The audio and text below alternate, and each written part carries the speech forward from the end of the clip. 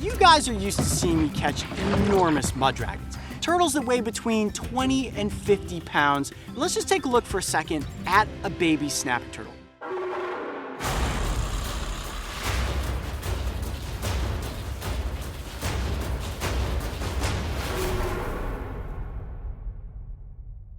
What's going on, guys? So one question I oftentimes get is, does Coyote Peterson have any pets? Earlier this year, I introduced you guys to my dog, Charlie Bear. She's a rambunctious Rhodesian Ridgeback mixed with a Greyhound. And I also have a sulcata tortoise named Green Bean Sherman. However, I do have 4 temporary pets.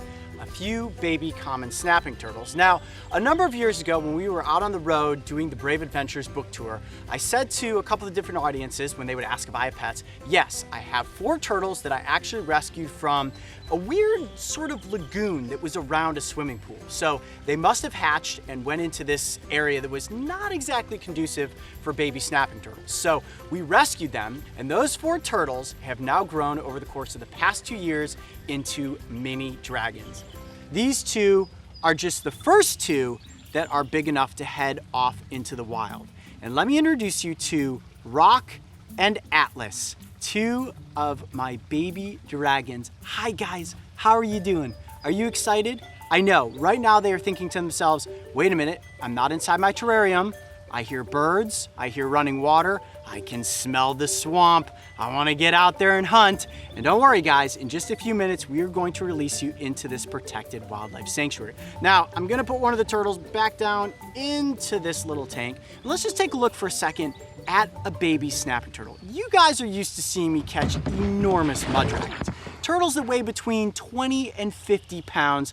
And these guys are tiny, but you will notice that the design of a baby snapping turtle is almost identical to its bigger brothers and sisters. Of course, you have the carapace, which is the top of the shell, and then the plastron, which is the bottom of the shell, and which is much lighter in coloration on a baby turtle. But then you've got that head and that neck. Look at that big long neck stretched out. And now, are you developing some aggressive tendencies yet? Let's see, you gonna bite? No, not yet. Sometimes they do try to bite me, and that's exactly what I want to see. The turtle taking on its natural behaviors, even when in captivity. Now, you may be asking yourself, well, Coyote, if you've had these turtles in captivity for a couple of years, how will they know how to go out and hunt? Snapping turtles never lose their instincts for being reptiles. So as soon as these turtles are into the environment, they're immediately going to start hunting, and they're immediately going to start thriving. Now, these turtles are 2 years of age, but keep in mind, when a snapping turtle hatches, it's only about this big. That's pretty much bite size, so anything that comes across it is going to take the opportunity for a quick meal.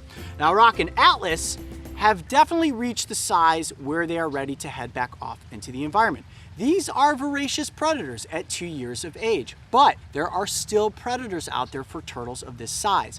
Mink, raccoons, even fox will take advantage if they come across a turtle like this. Now, where we're releasing them is very close to where they hatched out. The environment is covered in duckweed, it's got thick mud, plenty of lily pad cover, and with any luck, these turtles are going to have an easy time staying hidden and out of the way of danger. So you guys stay safe. I'll be thinking about you often. We'll always go back and look at your little baby photos because, in a way, they're kind of like my children. I'm sad to see them go, but I'm very happy to know that they now have a better chance at eventually growing into the monster-sized mud dragons that we're constantly searching for. I'm Coyote Peterson. Be brave. Stay wild. We'll see you on the next location. All right, guys, it's time to head off into the swamp.